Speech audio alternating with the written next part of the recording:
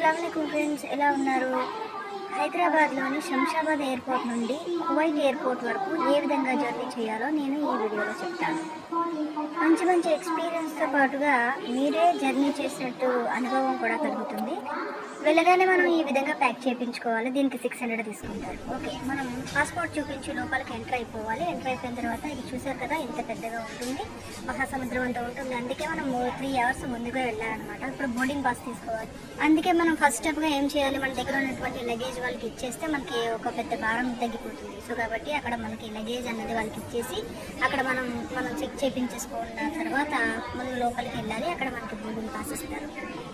ఇంకాస్త ముందుకు వెళ్తే మన లగేజ్లో ఏమున్నాయి, అసలు మనం ఏం పట్టుకెళ్తున్నాము, మన వైపు మన లోపల కానీ ఏవైనా వెపన్స్ కానీ అలాంటి ఏవైనా ఉన్నాయా అన్నీ కూడా చెక్ చేస్తారు.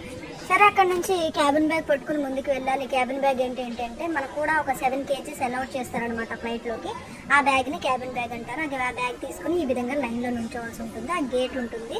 ఆ గేట్ 1, 2, 3 అలా ఉంటుంది. ఆ గేట్ దగ్గరికి వెళ్ళి కూర్చున్న తర్వాత వాళ్ళు వచ్చి మనకి చెక్ చేస్తారు మొత్తం పాస్పోర్ట్, ఆ టికెట్, ఎయిర్ టికెట్ కూడా చెక్ చేస్తారు. చెక్ చేసిన తర్వాత ఈ విధంగా లోపలికి పంపిస్తారు.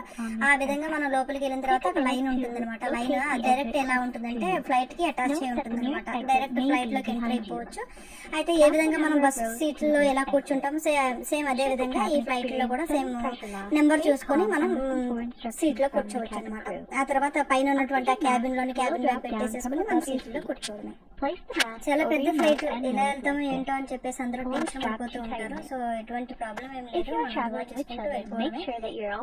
ఈ టైంలో మనకి విండో సీట్ దొరికితే చాలా బాగుంటుంది అనమాట. ఎందుకంటే విండో నుంచి మనకి అన్ని కూడా షూట్ చేసుకోవడానికి, బయట చూసుకోవడానికి కూడా బాగుంటుంది.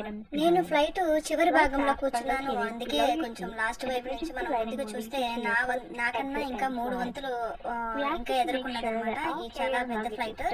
సో కాబట్టి టెన్షన్ పడాల్సినటువంటి విషయం ఏం లేదు. ఇకపోతే బయట చూడొచ్చు లగేజ్ ని ఎలా లోడ్ చేస్తున్నారు ఫ్లైట్ లోపలికి. ఓకే, ఆ తర్వాత ఆ పక్కనే ఇంకా ఆగి ఉన్నటువంటి మిగతా ఫ్లైట్స్ ని కూడా చూడవచ్చు. ఇప్పుడు మనకి ఫ్లైట్ మూవ్ అవుతుందండి. చిన్నగా మూవ్ అవుతుంది. ఒక 2-3 కిలోమీటర్ల వరకు ఈ విధంగానే మూవ్ అవుతుంది. ఆ తర్వాత మాత్రం కొంచెం స్పీడ్ పెంచుతారనమాట. ఎందుకంటే పైకి ఎగరాలి కాబట్టి. అప్పుడు మాత్రమే కాస్త భయం వేస్తుంది. ఈ విధంగా మనకు ఉన్నటువంటి లైటింగ్స్ కానీ ఆ తర్వాత ఫ్లైట్స్ కానీ చూడవచ్చు. తర్వాత ఉన్నట్టుండిగా ఒక్కసారిగా స్పీడ్ పెంచుతారు. ఎందుకంటే పైకి లేపాలి కాబట్టి, అంత పెద్ద ఫ్లైట్ ఆ వేగంతోనే అది పైకి లేస్తుంది అనమాట. తర్వాత ఇలా సాఫీగా వెళ్ళిపోతుంది. చూడొచ్చు బిల్డింగ్స్ అన్ని కూడా చిన్న చిన్నగా కనపడతాం. లైటింగ్స్ ఎయిర్పోర్ట్ మనకి ఇవన్నీ కూడా కనిపిస్తుంది. మనం ఇంట్లో ఉన్నప్పుడు ఇవన్నీ చూస్తే ఎంత బాగుండో అని అనుకుంటూ ఉంటాం. కానీ